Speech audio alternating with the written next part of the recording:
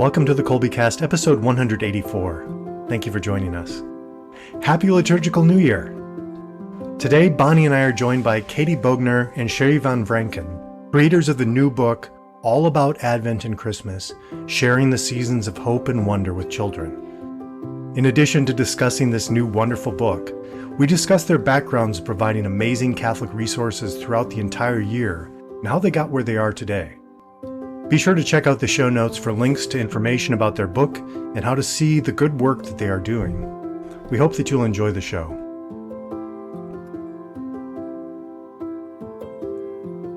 Hi there, I'm Bonnie, Kolbe homeschooling mom of 4 lads and lasses, liturgical musician, popcorn, and podcast fanatic. And this is Stephen, homeschooling father of 5 and director of development for Kolbe Academy.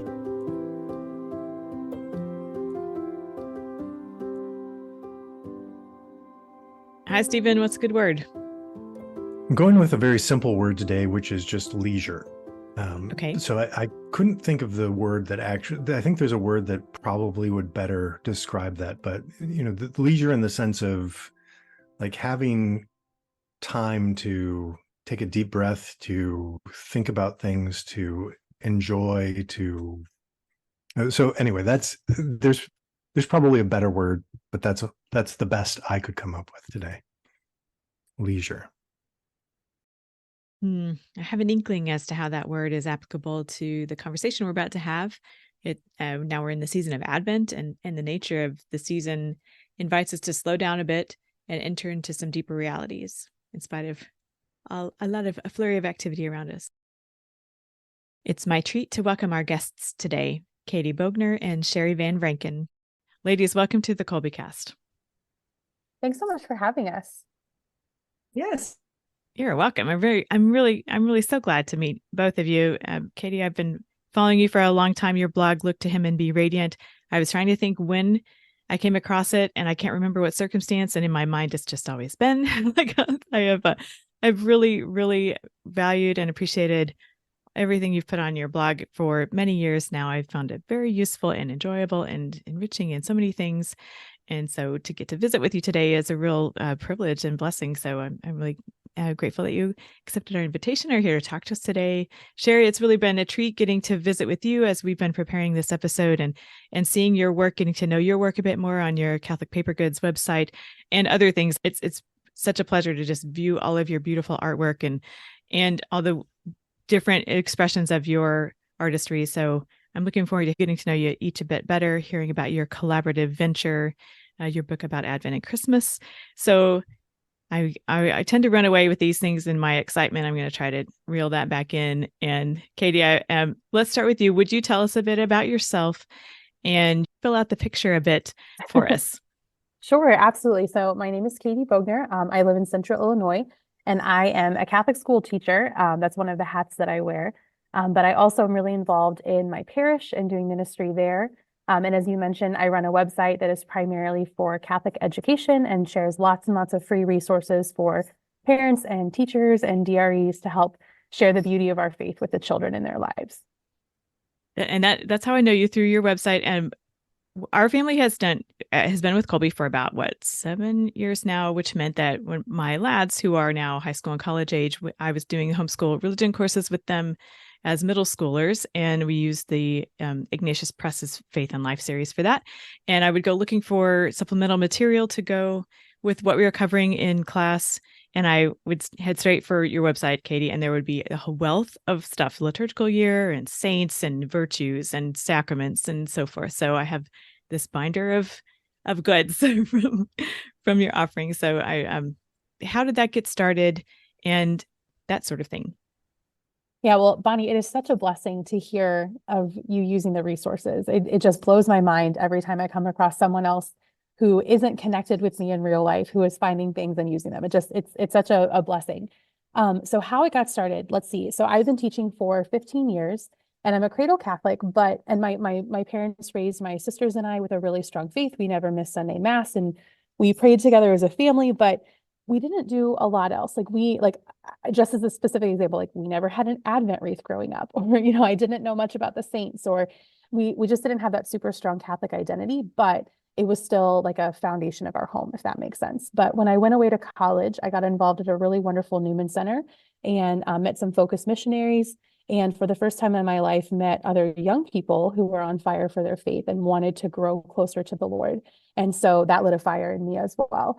And so I came home from college and got my first teaching job in a public school. I was a public school kid all the way through, and got really involved at my little tiny parish. And my pastor kept asking me questions, and I was young enough to keep saying yes and to get involved and do things like taking on the role of the DRE and starting a Bible study for our young college girls and starting youth group and all of things like that. So while I was doing, my teaching career, that was what my degree was in elementary education, and I felt very comfortable in the classroom.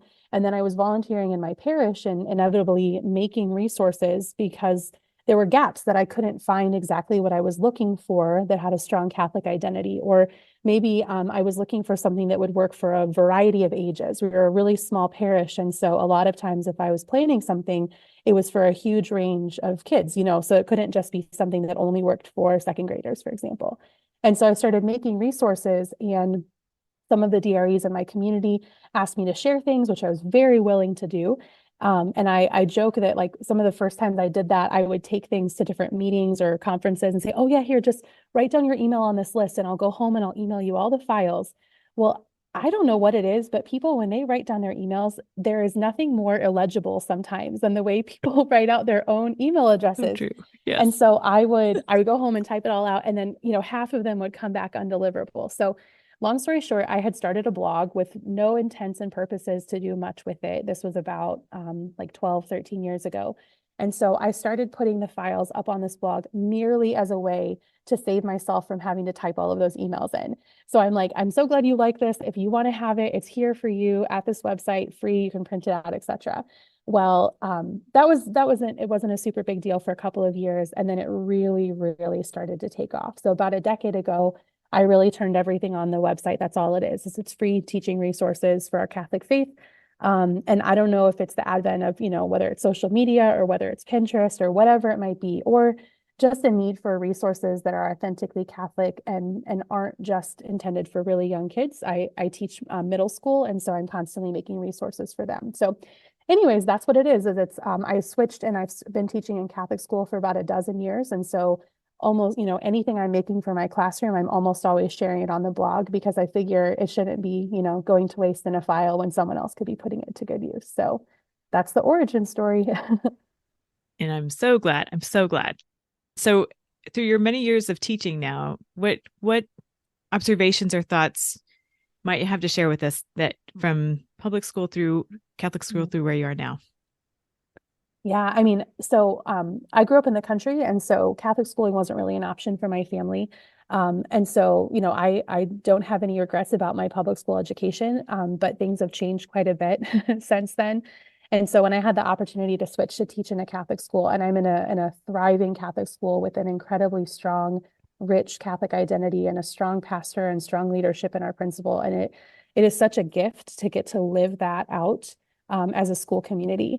But I also have so many friends who are educating their kids at home. And I see the richness and the beauty of the way that they are, imbuing their faith in everything they do together. And so I think it's a real blessing that we have so many options in our country for how we can do what is best for the children in our lives. And have so many different opportunities to share the faith with them as well as educate them for the future. Definitely. I'm a product of public schools as well. Small town. I kind of get where you're coming from there. Shari, as I've been preparing this episode, I've come to realize I have seen your work at your Catholic paper goods work over the years, and I didn't quite put it together until we started working on this episode, and so I want to hear all about it now. Your shop, Catholic Paper Goods. You also are quite talented artistically in many other expressions. You have a design studio. You're a photographer, illustrator, homeschooling mom. So there's a broader picture there to fill in as well. Would you do that for us? Sure. Yeah, I am, yeah, wife and mom, a homeschool mother, and artist extraordinaire sometimes not. My husband travels a lot for work, and we got married later in life and had our wonderful little miracle son, Luke. He turned 14 last week. And we've been homeschooling him since, goodness, fourth grade. He's eighth grade now. Okay. But we moved from the city. We lived in Dallas, and now we moved out to the country to 20 acres, and we are building a house and homesteading and living in a tiny little trailer while we do that. So it's a little bit tight quarters right now. Cozy. Yes. Taking care of 5 bulls and 2 brand new Great Pyrenees puppies. And let's see, I started as a graphic designer 30 years ago exactly. Out of school, have a painting and drawing degree, and wanted to always just illustrate magazine covers and books. That was my fantasy. And then I got close to graduating and realized that I really wasn't employable with a painting degree. I had no idea what I was going to do. And it was right at the time when software for graphics just became, and this is aging me, computers weren't a thing. I was, learning paste up and the old school methods in college, and I really wasn't into that. I didn't want to become a paste up artist. But then all of a sudden, my senior year, this graduate student started a computers and art class. And I went, okay, I could get on board with this. I might want to know what this is about. And that sort of transformed my whole trajectory. I was like, ooh, I could get on board with this. This makes things efficient. You can experiment. And so I basically went across town to another university where I could design my own master's degree program and teach myself the software while as a graduate student lab advisor. So it worked out really well. I got to train myself, and then through that degree program, got to do an internship in downtown Dallas with a very small boutique design firm. And so they hired me after I graduated, and that was great. It was a wonderful opportunity. I got to wear all the hats because there was just the 2 owners and me. And they were just slightly older than me. So we were all kind of young and dumb in our 20s. And but I learned how to run a business because they kind of tasked me with, wearing all the hats. Like I said, I did answer the phones. I cleaned the studio. I did all the billing, the invoicing, and the shopping, all the stuff, and the design. So it was a good experience. It taught me how to run a business, how not to run a business, and ultimately ended up doing corporate in-house design jobs after that, just because I didn't like the hours of an agency. It's very, very hard to have a life when you're working 6-7 days a week. So that kind of changed my direction. I got to be in the corporate world, made a lot of good connections there. And then in 2000, when the tech bubble burst, I got laid off from that job and decided I always wanted to freelance. And they weren't eliminating the magazine that I was art directing for this corporation. So I asked if I could continue to do it. And that's how my freelance business was born. So I walked away with the same job, but being able to work from home. And it was such a blessing. So, fast forward, it allowed me to travel, to go to Europe, and then met my amazing husband.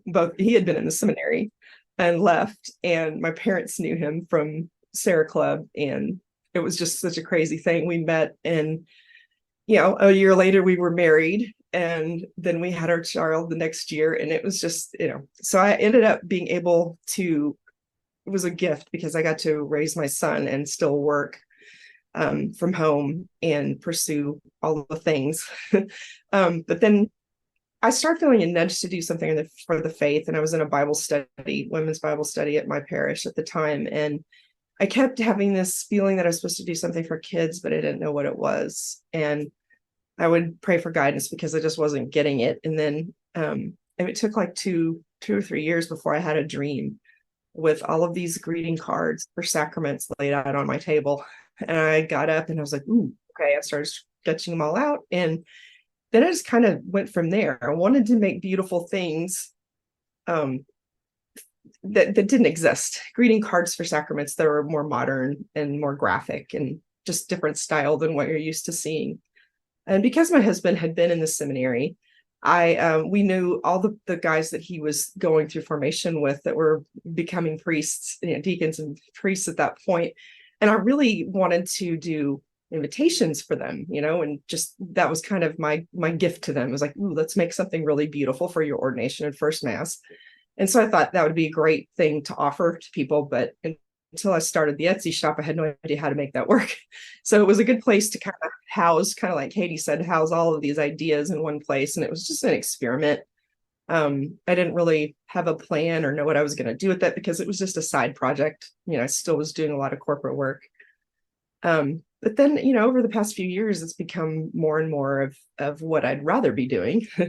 And I've done less and less corporate work and more Catholic paper goods work, which is a blessing. Here again, I'm struck by your generosity. You make a generous gift to folks who sign up for your newsletter and peruse your website and things like that. I'm quite partial to the cards you have that are mass offering cards. I think they're quite lovely. That's I have a particular, I don't know what the word is for it, but I like to be able to have masses offered for folks for certain intentions. So to have a beautiful card to send to mark that, I think that's just lovely.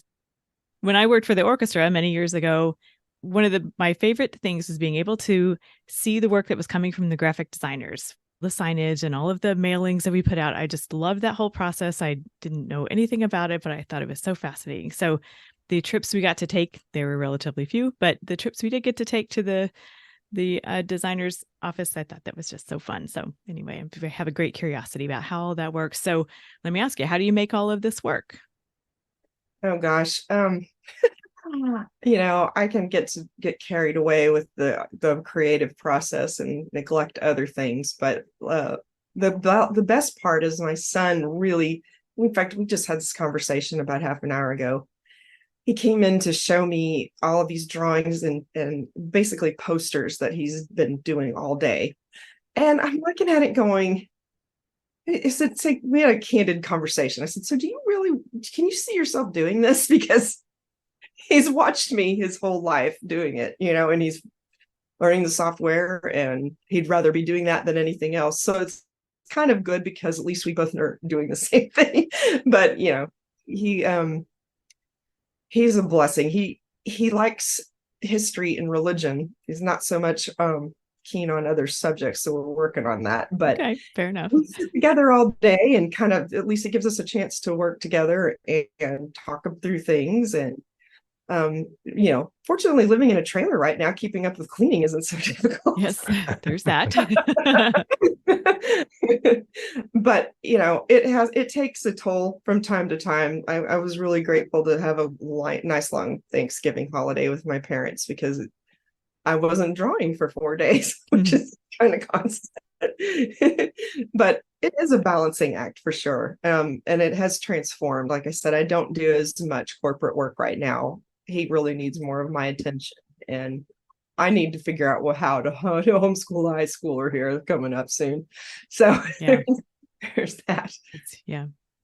So what advice might you have for aspiring artists or illustrators, designers, folks of that nature?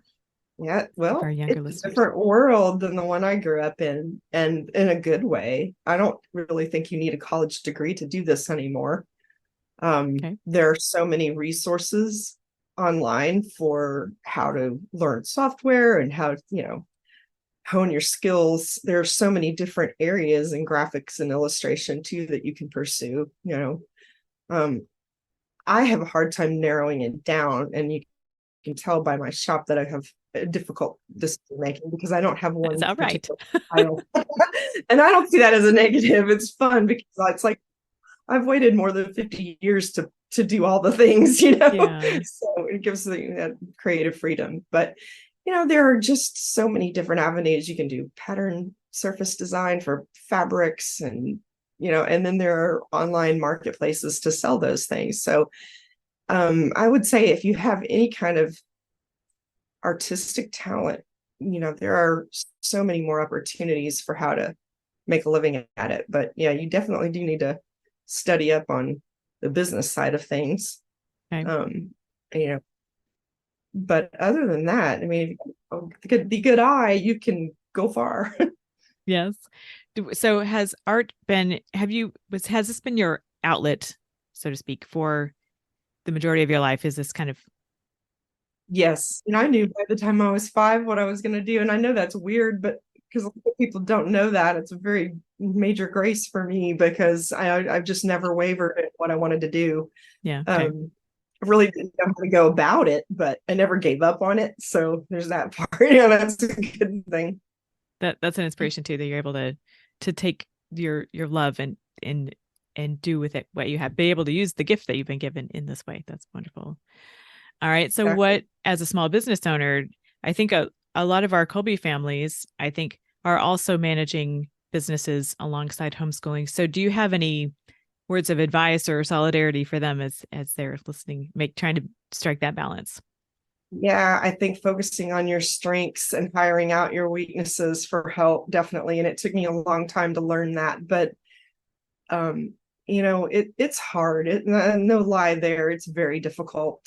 I mean, the corporate work that I've done over the years helped kind of to fund this little passion project of mine. And, now that I'm not doing so much of that anymore, it's a little bit more difficult, especially in this economy. But, I think that the best way of going about it is obviously to just play into what you do best, and then trust that the Lord's got your back, and he'll guide you to the right people to help. That's my experience anyway. True. And to have that recognition that it's okay to seek out that help. It's not, yeah. Right. All right. Well, ladies, let's talk about your joint venture, this book, all about Advent and Christmas, sharing the seasons of hope and wonder. It's new this season. Could you tell us how this book came to be, a little bit about your collaborative process together, things like that? Where would you like to start?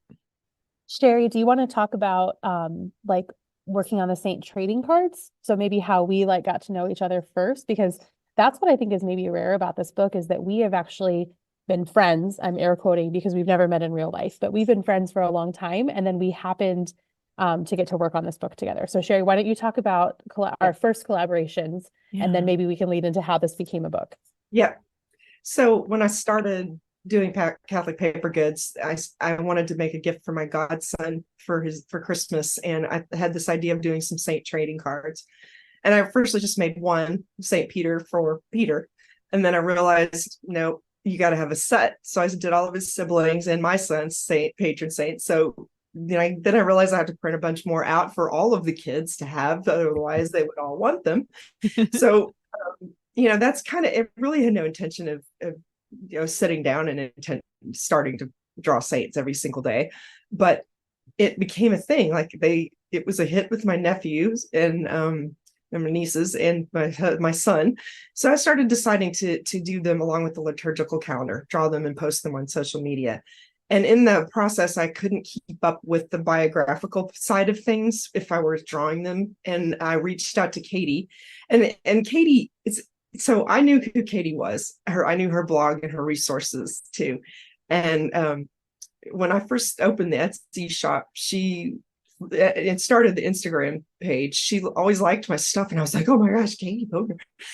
And she actually was one of the first people I think she was the first person to buy John Paul II stickers in my shop, and we started. Which I didn't know that until like 2 weeks ago, which is just a fun little tidbit. So yeah. So we traded messages back and forth, and and I knew she had an Etsy shop too, and whenever I had technical stuff, I would say, hey, how do you make this work, because I'm older and kind of not savvy in some of that stuff. But I just asked her if she would be interested in helping me with the bio stuff, the information for the saints, the stats for the back of the trading cards, and trade off some of the stuff I had for her classroom, for her to use in her classroom. And it worked out. So she started writing them, and then I was able to just keep drawing and then design all the stuff and put them together. And, I don't know, we just traded a lot of messages. And then we ultimately ended up having a couple of phone conversations. And anytime I would have an idea for the kids' activity, because I'm not a trained teacher, I had no idea. I'm trying to appeal to a broad age range, and I would really look to her like, does this work? I just text her photos of what I'm working on. I don't have an idea how to flesh this out. What could this turn into? And every single time she'd be like, right on it. You need to make this, and add some catechesis in it by adding this. And I was like, oh yeah, thank you. So And then I'd send, I have an open Katie folder that all the files go to. I'm like a little behind on adding that, updating that for you. I need to get on that, but all the resources are in one place for her to use.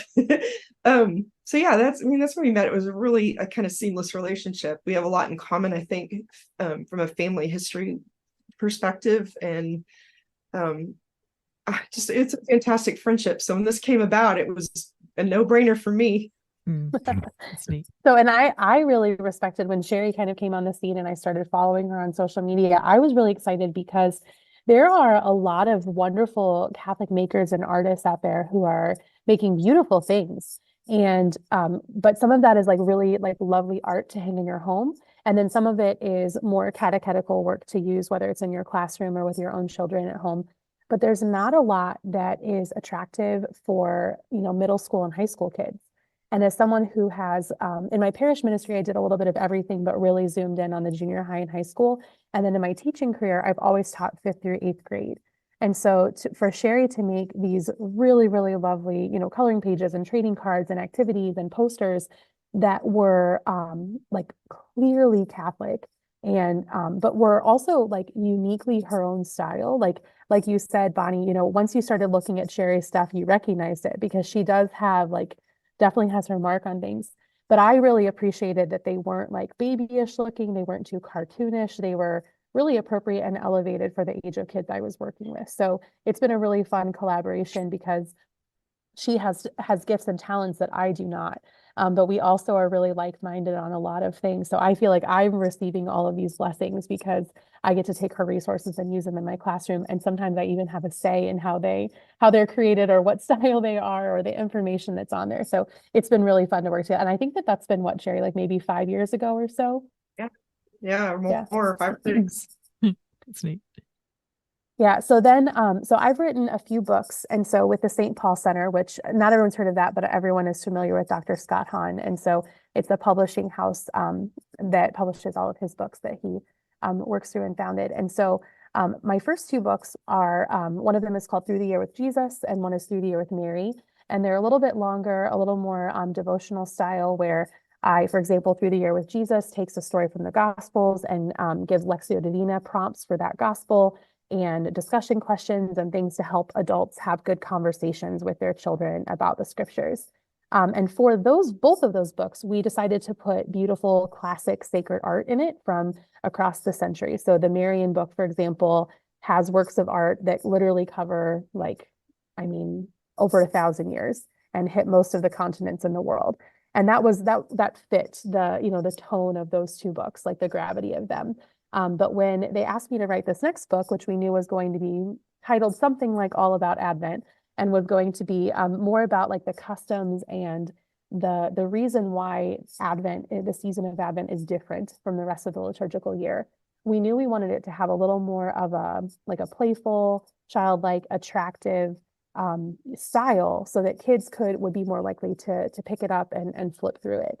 And it was kind of rare. This doesn't usually happen in traditional publishing, but they actually asked me very early on to put forth the name of illustrators that I thought could achieve that, if that makes sense. Usually what typically happens is the author completes the manuscript and turns it in.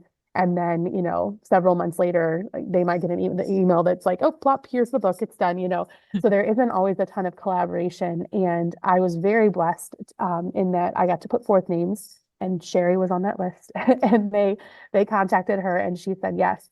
And I really think that both Shari and I walked into creating this book with our own, gifts and talents and skill set and background knowledge. But the reason the book is as good as it is because we worked together like throughout the entire process. And that was really amazing. So Shari would be working on something and she would, text me options like, do you like this one or do you like this one? Or I'm working on this topic, like I can't get a picture in my head of what you were explaining. Like, can you describe some of the things and help me brainstorm? And the opposite a little bit too. Like Shari talks about like when the first time she read through the manuscript, like things that stood out to her that maybe were, obviously I wrote them, so they mattered, but they weren't prominent in my mind. And she had a vision instantly of what she was going to draw. And several of those things are the first thing that people notice when they flip through the book. So I just can't speak highly enough of the relationship that we had, and that is what made this book, as good as it could possibly be. So it contains customs and saints from across time and around the world, right? So could you say a bit more about that, and maybe give us one or two examples of those? Yeah, sure. So the book is a little different than a lot of other Advent books. That's something that was really important to me. I didn't set out to become an author. It was never like a big dream that I had. And now that I'm doing it, I love it, but it wasn't really a goal. It was more so that I wanted to create resources that didn't already exist.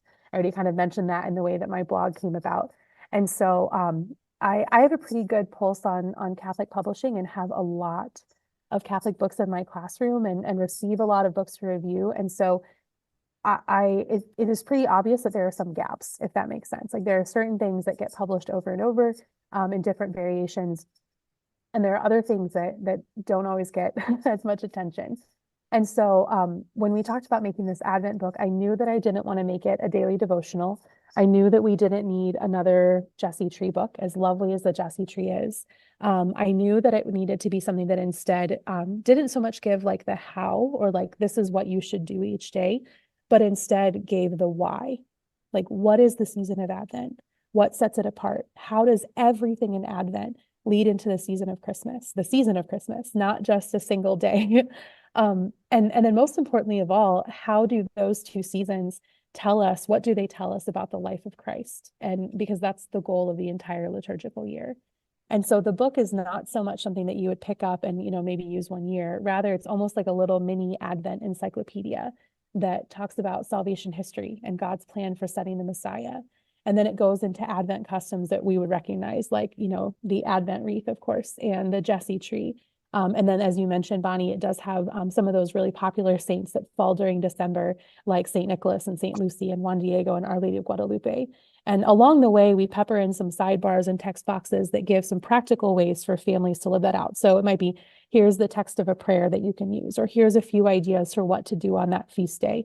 But it was more important to us that we were telling the story of Advent and how it leads to the amazing celebration of the Incarnation at Christmas.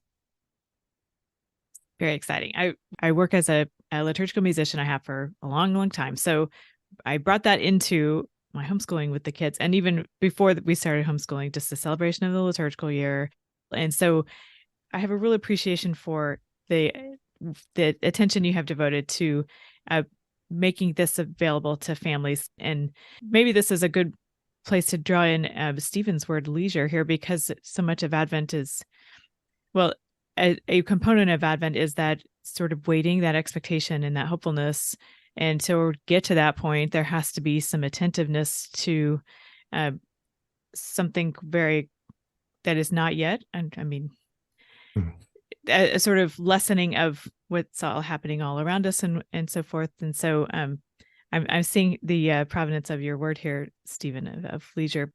And so do you think you might want to say a few words about leisure as a concept? I think that culturally we kind of think of it as we're kind of hanging out, we're not working, whatever. It's the opposite of work, whatever. But there is so much broader than that. Would you say a bit about that?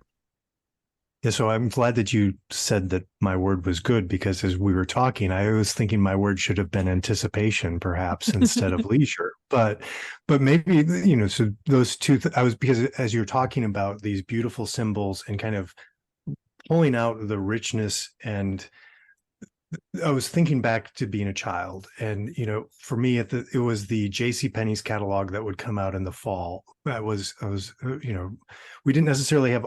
I wasn't Catholic at the time. We didn't have all of these sorts of symbolism, but it immediately Christmas, this time of anticipation, and I would remember the feasts, the things of Christmas, the kind of the mystery, waking up on Christmas morning, all of those things. So there's this good.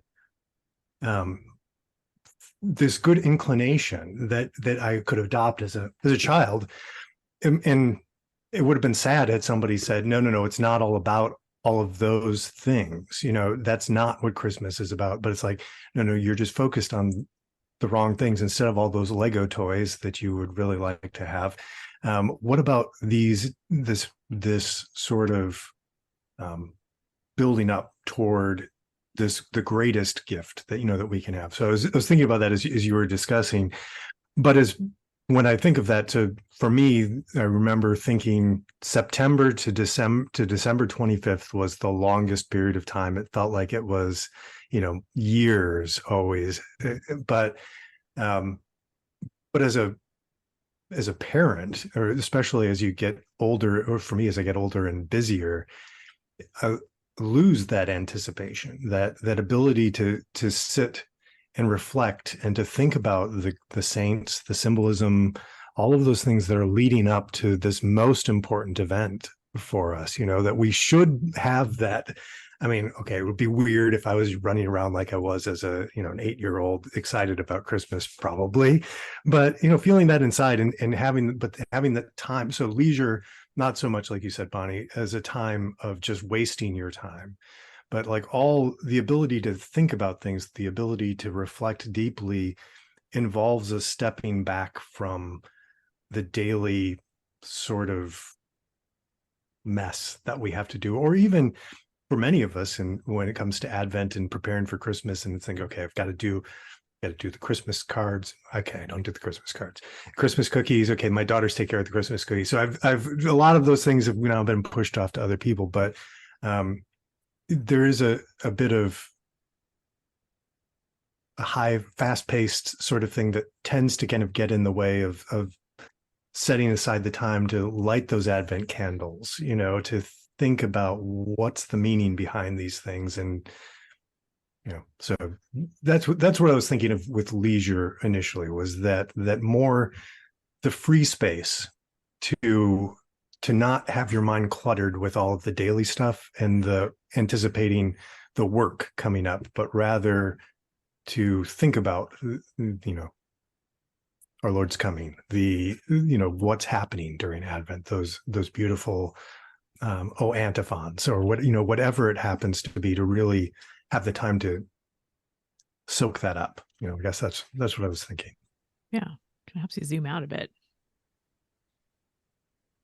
Okay, so how's it going so far with your book? It when this airs, the book has been out for a little bit.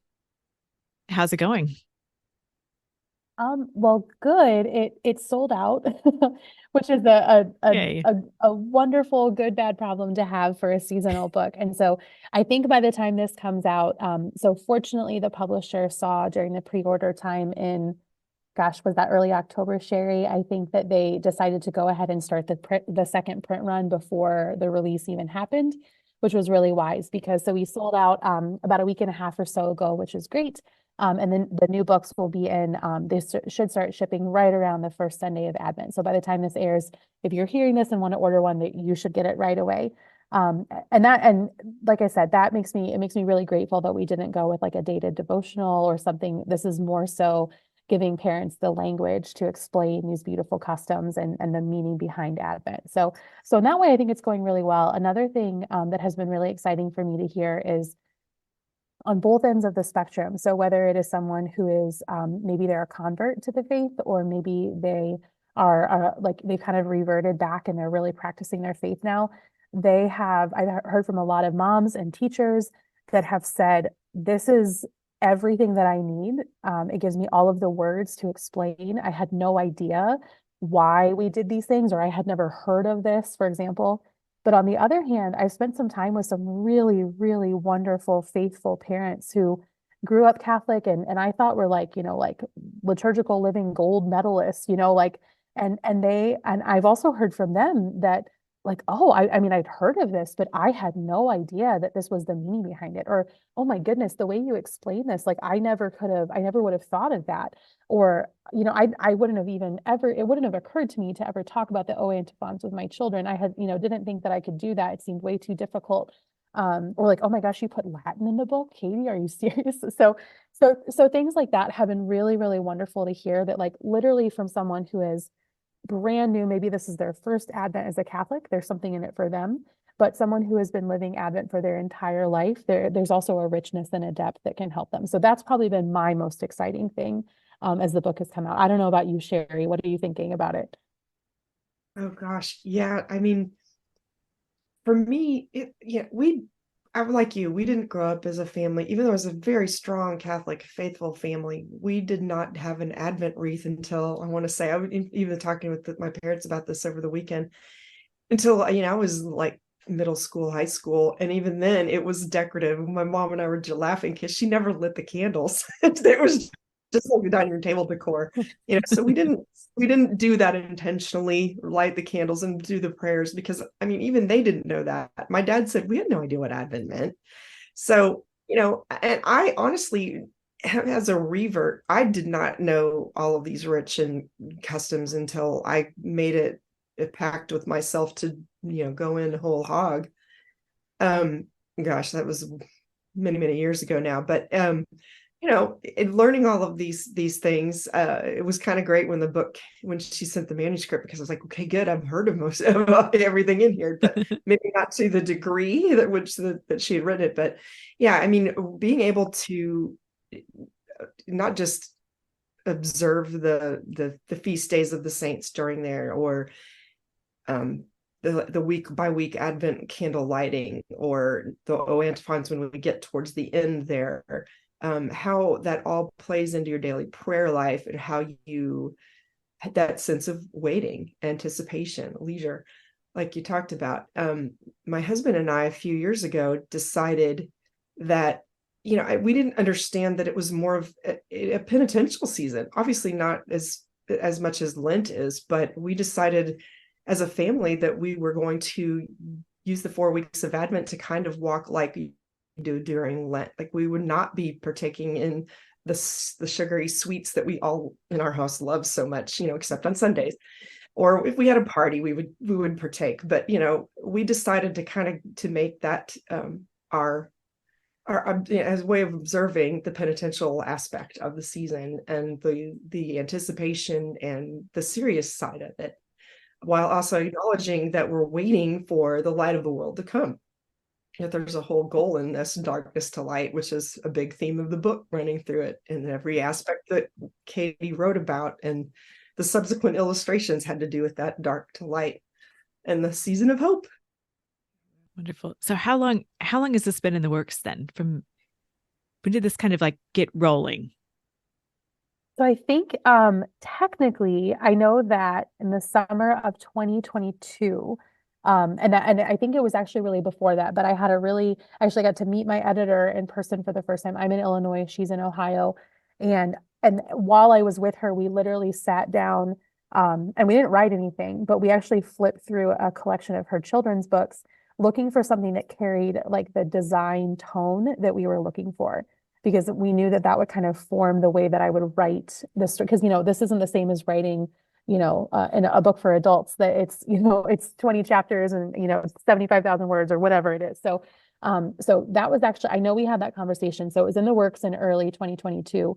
And then I wrote the manuscript. I actually got to work on it over Advent last year, which was really special, because it's one thing to be making a plan, like it had been, I had outlined it in the late summer. We signed a contract last fall, but to live through Advent and the things that you notice when you are in tune with that topic, I was constantly like snapping photos, using my phone of the Missaletan Mass, or like frantically, like making quick notes of like, oh, I have to make sure this song gets on the hymn list and all that kind of stuff. So yeah, that was really beautiful. And then I finished the manuscript, I think it was in February, and it went out to Shari. And of course we were talking in that time, but not really working super seriously. And then really over the summer is where Shari really dove. So I fortunately got to do a bulk of the writing during the season, or around the season of Advent. Shari, on the other hand, did most of the illustrations over the summer, God bless her. And so she's been like cranking the Advent tunes for months, but yeah, I love Advent Christmas music, but boy, I'm not as antsy to play it now. But that really helped, because it was, we're talking like 109-degree Texas summer, and yeah, had to get in the spirit there.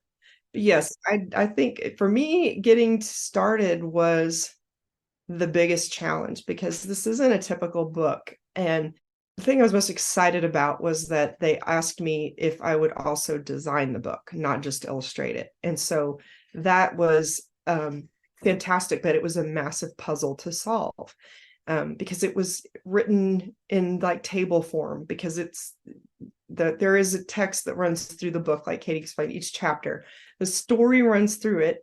And then there are a lot of sidebars and infographics and did you know, and prayers to know, and words to know, all those important things for kids to understand, which I appreciate, because there are words like charisma in there. I mean, I don't know anybody that my age that learned what charisma means and as a child.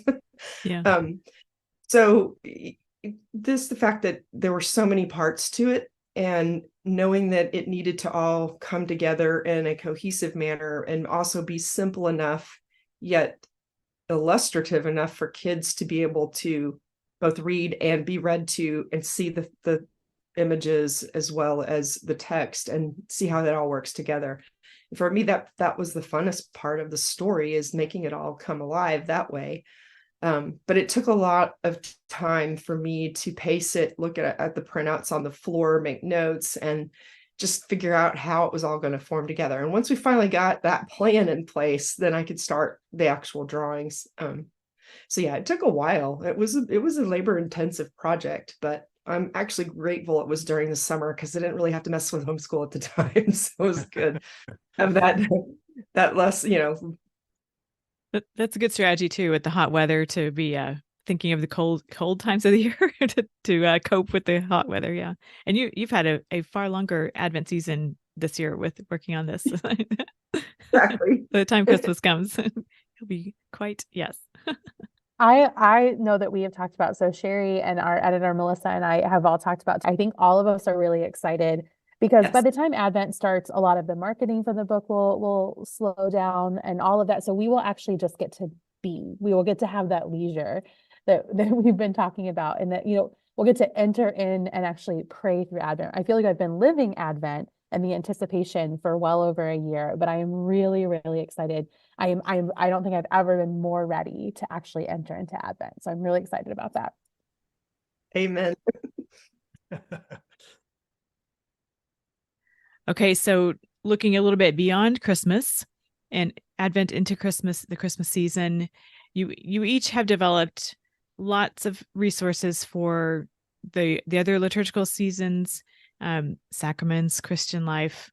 Would you each say a bit about what you have to offer there? Maybe something that you look forward to in the new liturgical year at post Christmas.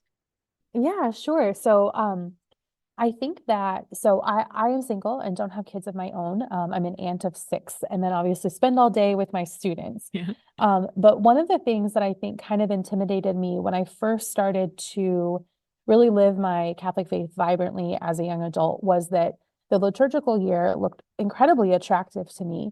But in my viewpoint, which was mostly framed through social media and Pinterest and things like that, it seemed like everything in the liturgical year was centered around cute crafts and fun snacks or meal ideas.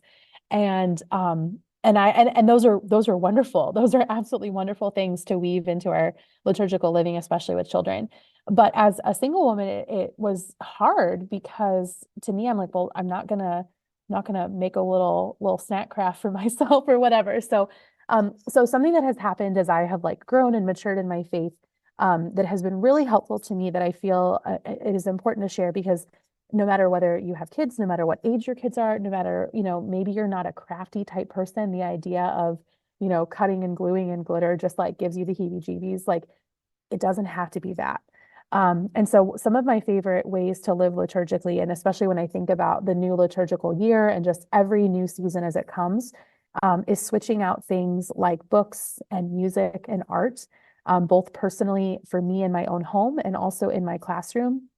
And I really think that those are universally attractive, that you don't have to necessarily be crafty. You don't have to worry about food allergies. You don't have to do all of those things. So just something as simple as having a piece of artwork, and that doesn't have to be expensive. You can print something in the public domain at Office Max or whatever, to just give a center focal point for the season. And in my classroom, I switch out my book baskets. I'm really big on my blog with book lists that I've been working on curating for a couple of years, and really organizing those well so that you have things at your fingertips to help you live the season. But as an adult, I have books that I like to read. at different seasons, and listening to music. And I know, like, Bonnie, you could tell us a thing or two, I'm sure, about that, but, curating playlists that, we're inundated by, Christmas music in Hobby Lobby in October. So maybe we should make sure that we have some Advent music that is still beautiful, but has that anticipatory tone to it.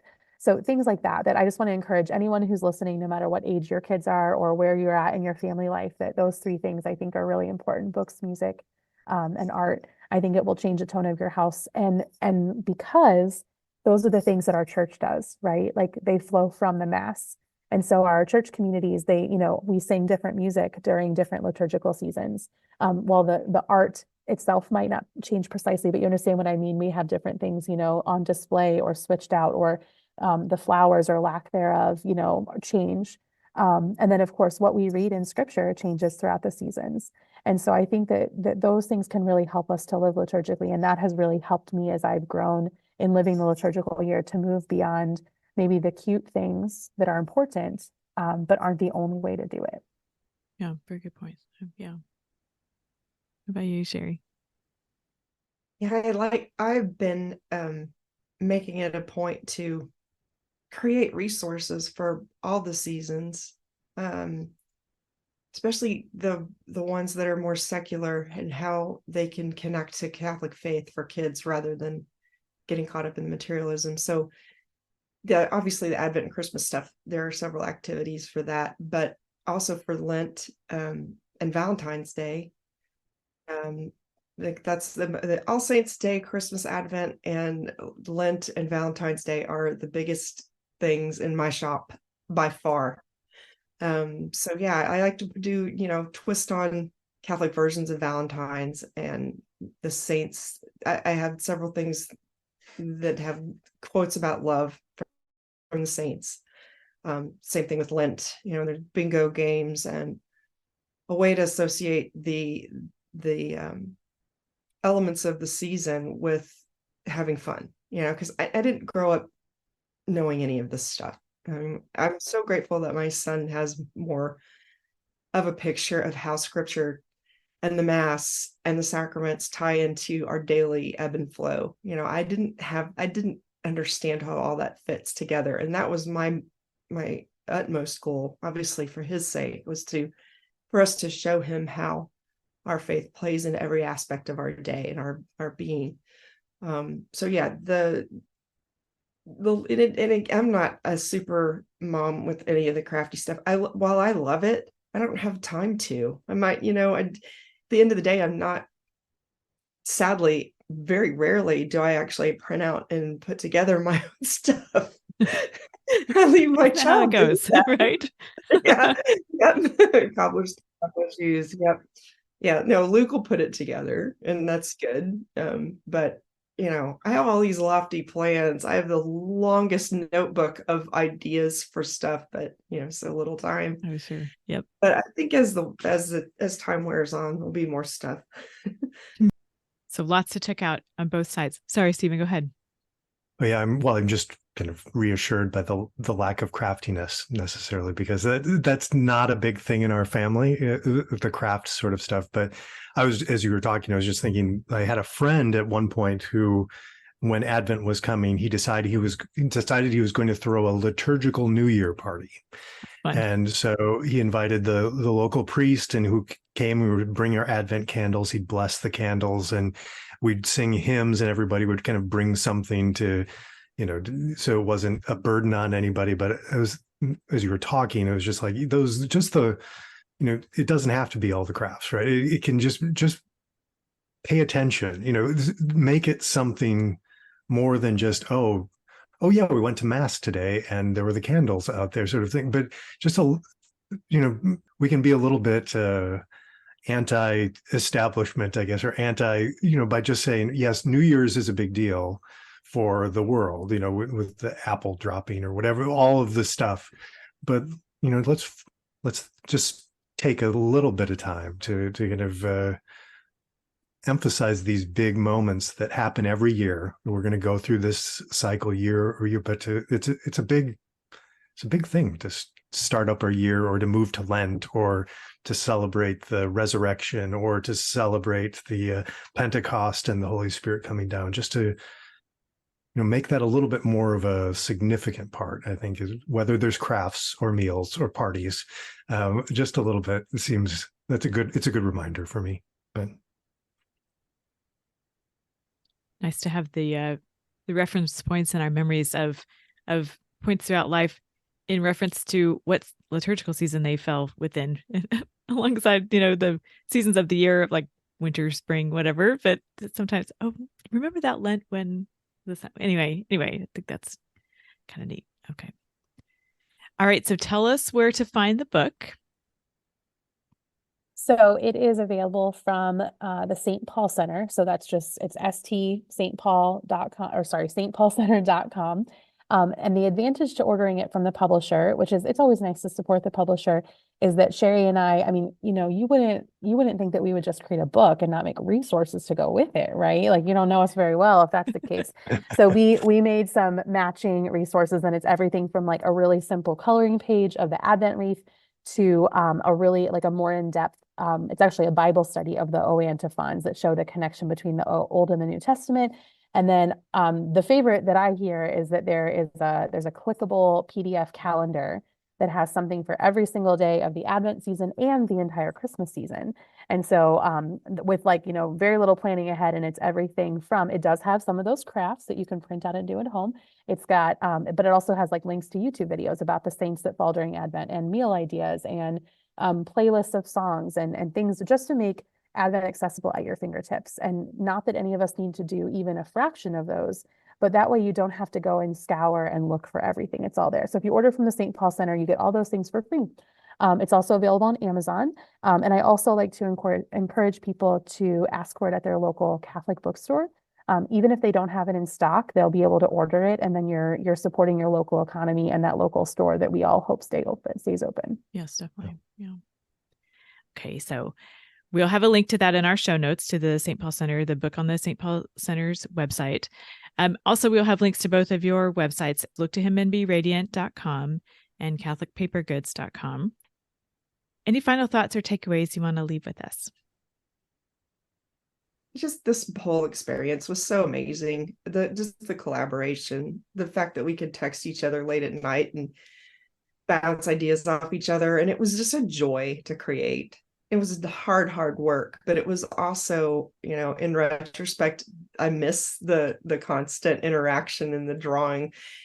For the first time in my life, I got to draw all the time, not doing some of the other lesser fun things, but it was a gift. It's a true blessing to be able to offer kids this information that I didn't receive when I was a kid.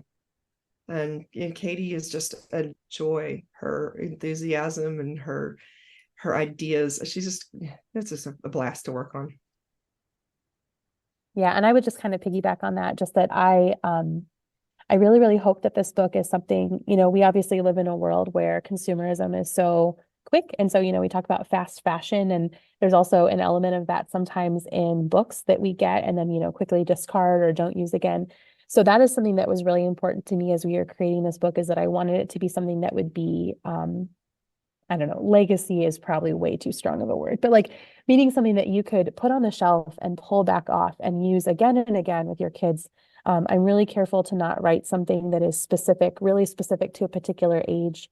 And I've also gotten so many messages from people that maybe initially bought the book like out of support of Shari and or I, that are adults and don't have kids in their houses anymore.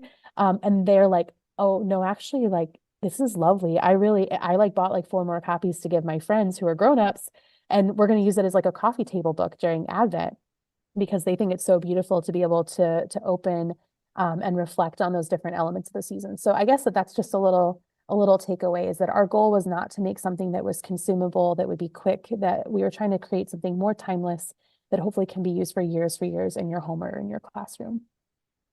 Love that. It's really quite an honor to get to visit with both of you, and to you two together as friends, to get to see a glimpse of the friendship that you share. I think that's really beautiful, and what a treat to get to see that in action. I was thinking the same thing, Bonnie. I've been thinking recently about how much more wonderful friendship is when it involves the faith, when we're united like that. And so I'm so grateful for your friendship, for the kind of that brought you together for this. I'm sure that was a wonderful experience, but also just grateful that now you're going to share that with a lot of people that you might not ever get to meet, but this will be a help to them, like you're saying, with the books, their family, and just kind of getting to share a little bit of that experience that you had together while walking through Advent and preparing. So yeah, thank you. Thank you for sharing this with us. All right, Katie and Shari, thank you so much again for coming to visit with us today and for this beautiful book and for the fruits of the collaborations you all have undertaken together. And we look forward to seeing what's coming next. And we sure do appreciate getting our chance to visit with you today. Thanks so much. Thank you. Thank you for having us. Subscribe to the Kolbecast on your favorite podcast app so that you don't miss an episode. And let us know how we're doing by leaving a rating or a review. And as always, feel free to email us at podcast@kolbe.org. Mary, our Mother, pray for us. St. Maximilian Kolbe, pray for us. Ad Maiorem Dei Gloriam.